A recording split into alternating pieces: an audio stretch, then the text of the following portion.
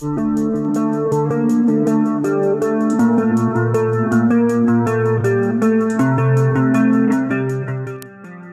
pesantren, Ponpes Al-Zaitun menjadi sorotan publik belakangan lantaran memiliki cara ibadah yang tidak biasa. Sorotan pertama yang muncul di sosial media adalah ketika saf salat Idul Fitri 1444 Hijriah yang bercampur antara laki-laki dan perempuan. Bahkan, ada satu orang perempuan sendiri berada di depan kerumunan saf laki-laki. Kontroversi itu kemudian berlanjut dengan beragam pernyataan pimpinan Al-Zaitun, Panji Gumilang.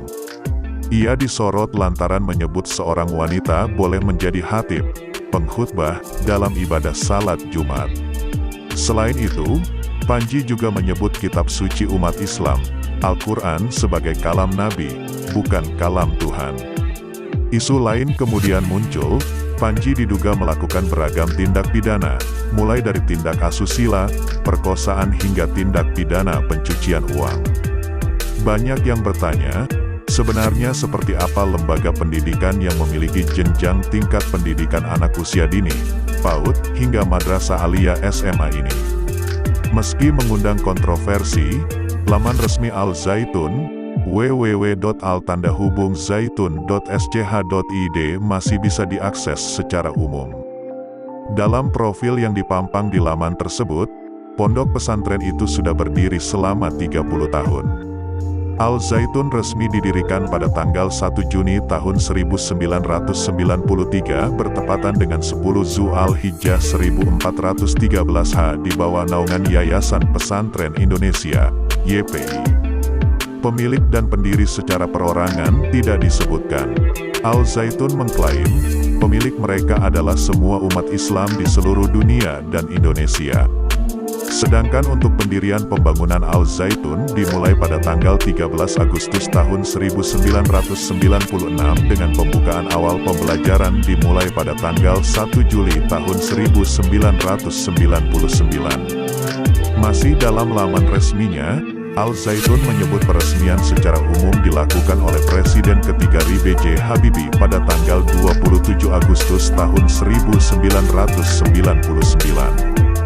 Fakta yang tadi disebutkan dalam laman seperti siapa pendiri dan siapa sebenarnya pemilik Al-Zaitun dibeberkan oleh pendiri Negara Islam Indonesia, NII, Crisis Center Ken Setiawan. Ken yang dulunya merupakan bagian dari Al-Zaitun mengatakan, pesantren yang berada di Indramayu, Jawa Barat itu berkaitan erat dengan NII. Ia bahkan menyebut, Al-Zaitun adalah alat yang dibuat untuk mewujudkan mimpi NII menjadi nyata. Pesantren Al-Zaitun merupakan produk dari gerakan NII yang diwariskan oleh Sekar Maji Marijan Kartosuwirjo atau SM Kartosuwirjo kepada dua pengikutnya, yaitu Ahmad Musadek dan Panji Gumilang. Dari awal memang ini, Al-Zaitun, untuk mewujudkan NII ya. Dulu ada dua nama keren, di NII, namanya Ahmad Musadek dan Panji Gumilang.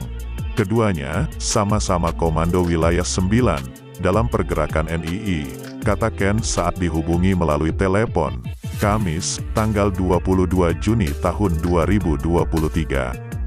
Ken mengungkapkan, kedua pengikut Kartosuwirjo itu memiliki dua jalan yang berbeda. Ahmad Musadek keluar dari gerakan yang dibentuk Panji Gumilang dan membentuk gerakan baru, yaitu Al-Qiyadah Al-Islamiyah. Musadek bergerak dengan ajaran yang sama melalui pendekatan pertanian dan kedaulatan pangan. Sedangkan Panji Gumilang bergerak di dunia pendidikan. Kami menganggap ini seperti merekrut kader untuk gerakan NII. Panji Gumilang memanfaatkan dengan cover pesantren, ujar Ken. Ken mengatakan, Panji Gumilang sangat lihai memanfaatkan nama pesantren untuk menumbuhkan gerakan NII. Karena dengan cover pesantren tersebut, menurut Ken, pemerintah dan Majelis Ulama Indonesia, MUI, akan berpikir dua kali menindak gerakan yang dilakukan oleh Panji Gumilang. Dan dengan cover pesantren, dana-dana di luar jaringan NII itu masuk lebih enak. Dana-dana money laundry yang masuk ke sana tidak berani diaudit karena atas nama pesantren, katanya.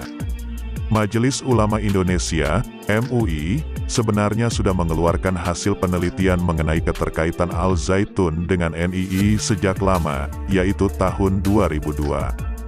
Penelitian 21 tahun lalu itu sudah mengungkapkan bahwa Al Zaitun adalah produk dari NII.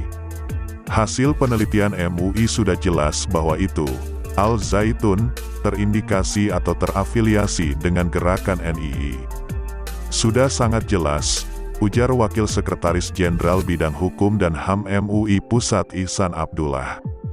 Ia mengatakan, afiliasi tersebut bisa dilihat dari pola rekrutmen yang dilakukan Al Zaitun, dari segi penghimpunan dan penarikan dana yang dilakukan ke anggota dan masyarakat. Tidak terbantahkan, artinya penelitian MUI tahun 2002 itu sangat valid. Dia, Al Zaitun, adalah penyimpangan dalam paham keagamaan, kemudian dari paham kenegaraan dia terafiliasi dengan gerakan NII, katanya. Ihsan juga menilai, pemerintah wajib mengambil andil terkait penyimpangan paham kenegaraan di Al Zaitun. Maka pemerintah dan MUI sangat ideal dalam rangka membenahi kembali Al Zaitun agar tidak lagi terpapar sebagai bibit radikal yang menjadi bom waktu bagi negara nanti, ujar Ihsan. Nah, bagaimana menurut kalian? Cantumkan komentar kalian di bawah ini. Terima kasih sudah menonton video kami dan sampai jumpa di video selanjutnya.